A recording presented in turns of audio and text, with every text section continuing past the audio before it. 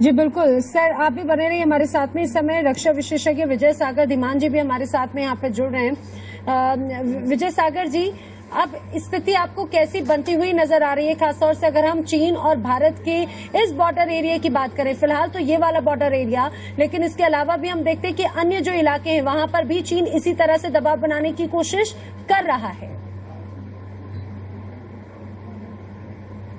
देखिए, स्थिति जो बन रही है दिस इज एज एक्सपेक्टेड। इस किस्म की हरकतें हमें एक्सपेक्टेड थी कि ये होंगी जब तक डी एस्केलेशन हो नहीं जाती। और ये जो हम एक स्थिति देख रहे हैं, पहले मैं बॉर्डर की बात करता हूं, फिर ओवरऑल बताता हूं। बॉर्डर के ऊपर ये एक दुखद समाचार है कि हमने एक ऑफिसर और 2 जवानों को खो दिया है, but at the same time ये टैक्टिकल लेवल पे इंडियन आर्मी का करेक्ट रिस्पॉन्स है। अभी हमारे पास ये डिटेल्स नहीं है कि वहां पे एग्जैक्टली क्या हुआ है। कभी बोल रहे हैं गोली चली है, कभी बोल रहे हैं नहीं चली है, कभी बोल रहे हैं स्कफल है, क्या है, चाइनीज कैजुअलिटी कितनी है। चाइना की तरफ से रिपोर्ट्स आनी शुरू हो गई हैं कि इंडियन आर्मी ने इंट्रूजन किया है, इंडियन आर्मी कहती है चाइनीज ने किया है। तो इस किस्म की क्लैरिटी अभी तक बनी नहीं है, पर इसमें एक चीज जरूर तय है कि ये जो कुछ भी हो रहा है ये बड़े से ओवरऑल प्लान के मुताबिक हो रहा है। इस वक्त चाइना ने अपना एक टायरेट छोड़ा था पूरी दुनिया में, इकोनॉमिक टेररिज्म, छोटे छोटे कंट्रीज को आपने दबाना, साउथ ईस्ट चाइना में जबरदस्ती आइलैंड्स पे कब्जा करना, जैसे फिलीपींस के साथ प्रॉब्लम, वियतनाम के साथ प्रॉब्लम, ताइवान के साथ प्रॉब्लम। ये जो और इंडियन ओशन में आकर के कंट्रीज लाइक श्रीलंका, हम्बनतोता पोर्ट, जैसे मालदीव्स का, पाकिस्तान का, ये तो सब कुछ कर रहा था। बीच में कोरोना आ गया और ये उसकी ओवरऑल स्ट्रेटजी का एक हिस्सा था।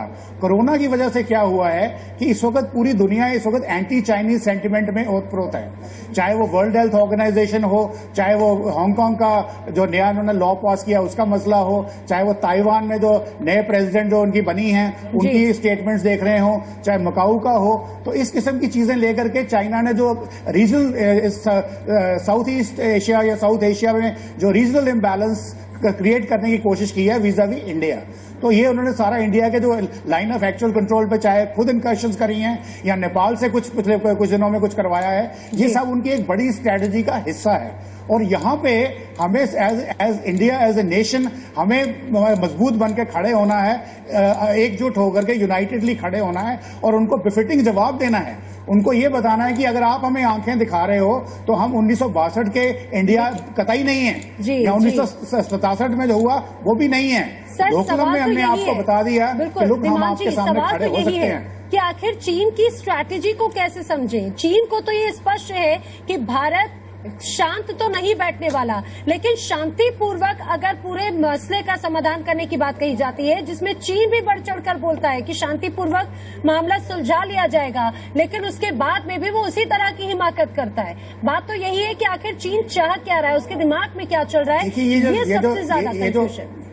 देखिए मैं अभी बता रहा हूं आपको, ये जो शांतिपूर्व स्टेटमेंट्स जो चाइना की तरफ से आ रही हैं, ये रूटीन स्टेटमेंट्स हैं, वो बोलेगा। पर इस वक्त क्या हालत ये हो रखी है, जैसे मैंने आपको बताया, पूरे वर्ल्ड में चाइना का अगेंस्ट सेंटिमेंट बन रखा है। कल यूनाइटेड नेशन सिक्योरिटी काउंसिल में इंडिया को इलेक्शन होने वाली है, इंडिया की as a non permanent member, तो वो भी एक इश्यू है। फिर उसके बाद जो ग्लोबल लेवल पे जर्मनी चाइना से ट्रेड कम करना चाहता है, इटली ट्रेड कम करना चाहता है, यूरोपियन यूनियन उसके साथ नहीं है। अच्छा, ये सब पूरी दुनिया तो उसके अगेंस्ट हो ही रखी है। अभी क्या हुआ है कि कोविड की वजह से जो चाइना के अंदर के अंदरूनी मामले हैं, वहां पे भी जो उसकी पॉपुलेशन है वो इनके अगेंस्ट हो रखी है गवर्नमेंट के।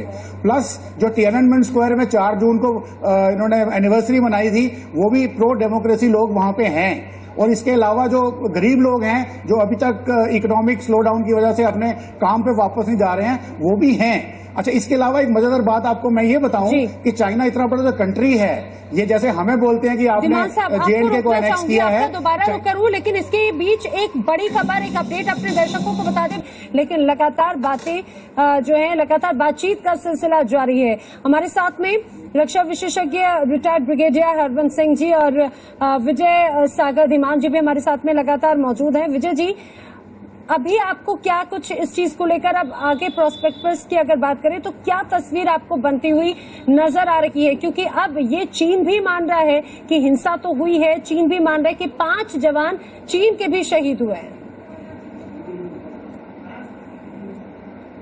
देखिए, ये जो आपका सवाल है इसको मैं दो तरीके से इसका जवाब देना चाहूंगा जी। पहले हम देखेंगे इसका पहला भाग कि इंडियन आर्मी में क्या हो रहा है। आपको विश्वास दिला दूं, पूरी की पूरी जो लाइन ऑफ कंट्रोल है 3468 किलोमीटर, सारी की सारी इंडियन आर्मी ने इस वक्त मैन कर रखी है। सारी की सारी इंडियन एयरफोर्स इस वक्त फुल अलर्ट पे है, इंडियन नेवी फुल अलर्ट पे है। जहां तक आर्म फोर्सेज का सवाल है, अगर देश में देशवासी को किसी को कोई भी चिंता करने की जरूरत नहीं है। दूसरा, हमारा इस वक्त जो नेतृत्व है, चाहे वो पॉलिटिकल है, चाहे वो डिप्लोमेटिक है, चाहे वो मिलिट्री है, बहुत ही एक एक्सपीरियंस नेतृत्व है और हमको मालूम है हम क्या कर रहे हैं। चाइना की जो ओवरऑल स्ट्रेटजी वर्ल्ड ओवर है वो भी हमारी समझ में आ रही है। चाइना इस वक्त इंडिया को झुकाना चाहता है और अपनी तरफ करना चाहता है, क्योंकि दुनिया इस वक्त चाइना के अगेंस्ट हो रखी है। तो हमारा जो मैच्योर्ड रिस्पॉन्स है वो बहुत बढ़िया आ रहा है। प्रधानमंत्री, रक्षा मंत्री, सीडीएस सब और यहाँ एक्सटर्नल अफेयर्स मंत्री सब अच्छा काम कर रहे हैं। पर दूसरी बात जो मैं आपको बड़ी इंपॉर्टेंट समझाना चाहता हूं, चाइना का इसके अलावा ये उसको अपनी डोमेस्टिक ऑडियंस को भी एड्रेस करना है। इस वक्त चाइना में जो जी जिनपिंग की जो गवर्नमेंट है उसके खिलाफ काफी प्रदर्शन, डेमोक्रेसी मूवमेंट्स मजबूत हो रही हैं, क्योंकि लोगों को अभी तक तिएनअनमेन स्क्वायर नहीं भूला है। लोगों को कोविड के मामले में उनकी कितनी दुर्गति हुई है वो नहीं भूली है। अभी तक इकोनॉमिक जो उनकी रोजमर्रा की जिंदगी वो वापस नहीं आई है। इसके अलावा जो चाइना के अंदर फॉल्ट लाइंस बहुत हैं। अगर आप देखें, नॉर्थ ईस्ट में मंचूरिया वो चाइना का कभी हिस्सा नहीं था। ऊपर साउथ मंगोलिया चाइना का कभी हिस्सा नहीं था। सिंकियांग प्रोविंस चाइना का कभी हिस्सा नहीं था। तिब्बत चाइना का हिस्सा नहीं था। नीचे यूनान चाइना का हिस्सा नहीं था। तो ये ऑलमोस्ट 2/3 ऑफ द कंट्री इस वक्त सारा गवर्नमेंट के अगेंस्ट है।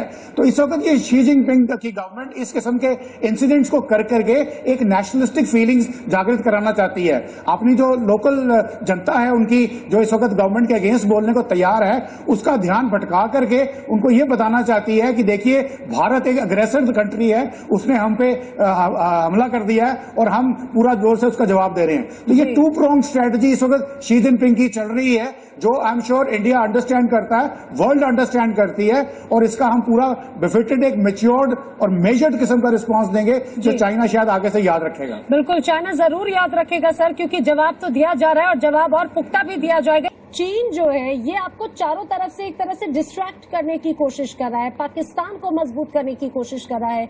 नेपाल जो भारत का साथी था अब उससे भड़का रहा है और उससे भी दूर करने की कोशिश कर रहा है। ये चीन की स्ट्रैटेजी ही है। देखिए, ये चीन की स्ट्रैटेजी आप बोल रहे हैं, ये तो एक उसका बहुत छोटा हिस्सा है जी। चाइना की जो स्ट्रैटेजी है वो शुरू होती है जापान के नीचे सेनकाकू आइलैंड से। उसके बाद जब आप नीचे साउथ ईस्ट चाइना में आते हैं, वहां इन्होंने जैसे पैरासल आइलैंड्स हैं, फिर उसके बाद स्पार्टली आइलैंड्स हैं, उनको जबरदस्ती कब्जा करके रखा हुआ है। फिर नीचे जब आता है, इंडियन ओशन में आता है, तो सारे कंट्रीज को किसी को ये पनडुब्बियां फ्री में दे रहा है और वहां पे उनके पोर्ट्स को कैप्चर कर रहा है, श्रीलंका को कैप्चर कर रहा है। हम्बनतोता भी इसका हिस्सा बन गया है। गवादर विली निली इस वक्त ऑलरेडी चाइनीज पोर्ट बन चुका है। तो इस किस्म की चीजें वो कर रहा है, वो उसके ओवरऑल ग्रैंड प्लान के अंदर है। बट इस वक्त जब दुनिया उसके अगेंस्ट हो गई है, इंडिया अमेरिका के साथ अपना हिस्सेदारी कर रहा है, चाहे वो WHO हो, चाहे वो हांगकांग हो, चाहे वो इंडो पैसिफिक कमांड हो, या क्वाड में इंडिया आ रहा है, ऑस्ट्रेलिया के साथ इंडिया ने पैक्ट कर लिया है। तो इस किस्म की चीजें जो हो रही हैं, वो इंडिया की जो पोजीशन है वर्ल्ड ग्लोबल लेवल पर डिप्लोमेटिकली, इंडिया की प्रेस्टीज बढ़ रही है।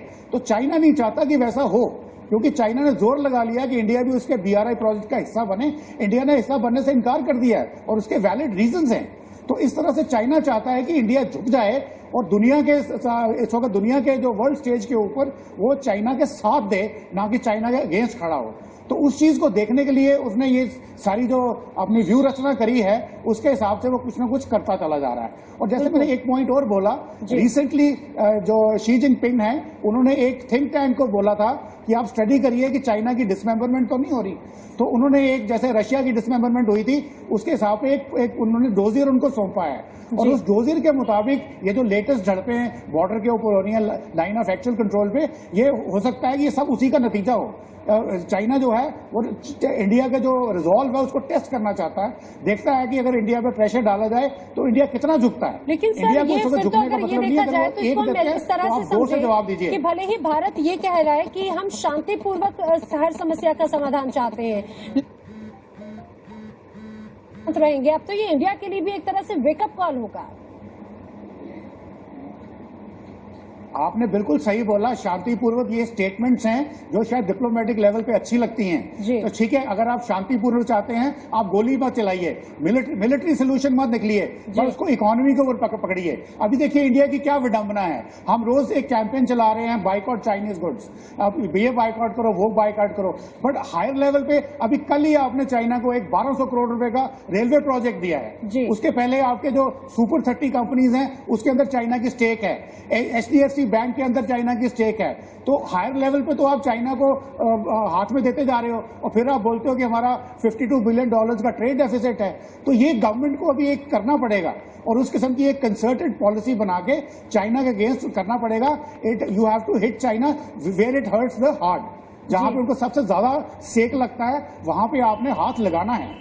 तो ये इस वक्त इंडिया की जरूरत है, मजबूरी नहीं बोलूंगा, जरूरत है। और मेरा पूरा यकीन है जो external affairs minister, defence minister और प्राइम मिनिस्टर की अभी जो मीटिंग होती है, कुछ ऐसा ही निष्कर्ष निकाल के वो करेंगे। जैसे आपको एक छोटा सा एग्जांपल दूं, हमने बोला कि चाइना ने इंडियन ओशन में काफी कब्जे कर लिए हैं, बट आपको शायद पता होगा इंडिया ने भी अपनी लिस्निंग पोर्ट्स जगह जगह बना ली हैं।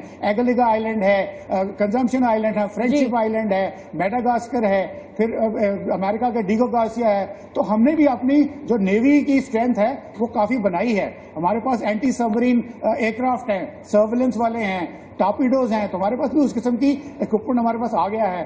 तो ये चीजें सब हम काउंटर कर रहे हैं और एक बड़े ही मेजर्ड तरीके से।